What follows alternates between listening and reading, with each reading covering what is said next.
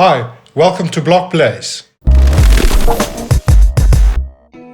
Well, it all started with the birth of my son. Bought him a little Lego set, but didn't know that it's going to affect me greater than what it affected him.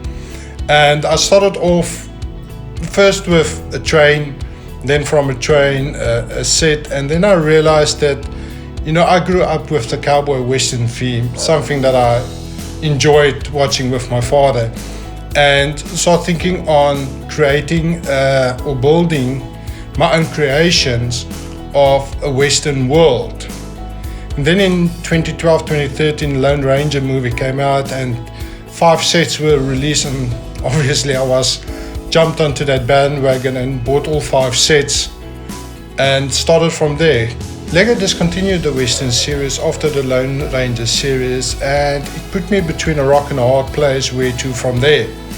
And that's when I met a great designer and a mock builder, Johannes Bisschoff from Mossel Bay, and he introduced me into mock creations, building your own buildings. My first mock building for the Western Village was the church that I actually built it. And I got the inspiration from watching a lot of pictures online on how the old modern type churches looked like in the Western times, and started to build it. I got all my resources from Bricklink. That was actually a huge help because a lot of the pieces, as the Western world is very dull colors and light and dark color, brown colors, I could have built my church with simple colors with white, tan and dark tan pieces. But my biggest build up till now started with the silver Mine Shootout on the Lone Ranger that was just built on a 32 base plate, and the current mountain is standing now at 2 48 by 48 base plates with a train running through it. I've got 2 water features on the mountain, one with a watermill in the front with a rover running down to the cowboy village, and at the back I've created a waterfall that runs into a dam with an Indian village at the back of it. So yes, there is peace amongst the Indians and the cowboys as they are separated with a mountain range in between of them. Then I brought in movement onto the mountain as I realized that a static display doesn't attract and keep people longer at your display table.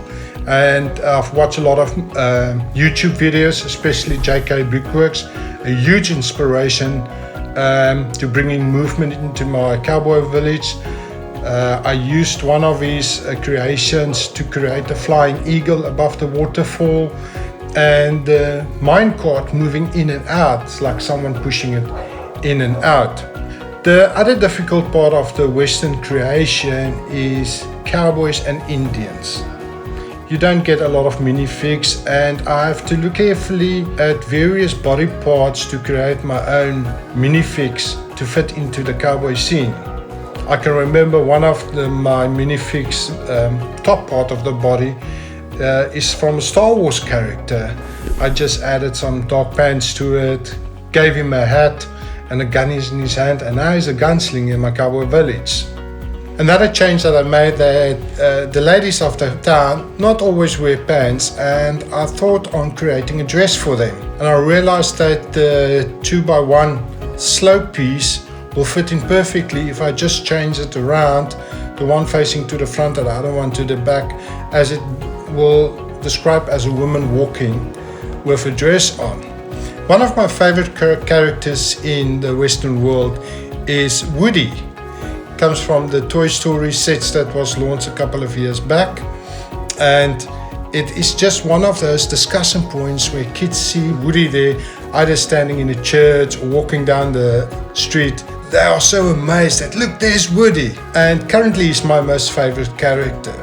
My latest character that I've added to my collection of cowboys are a minifig from the Overwatch series, Dorado Showdown. Actually one of the latest cowboy themes with a modern twist to it, with hovercraft into it, and realized that he's got 2 different colored hands. Well, I left it as it is, and he's got a gun. So a nice new addition to my Western world. Once I've got to a point that I've got all the necessary buildings that I need for my cowboy village, I realized that the Western would not be complete with a fort. And I started on looking at pictures on how the old forts looked like in the Western time.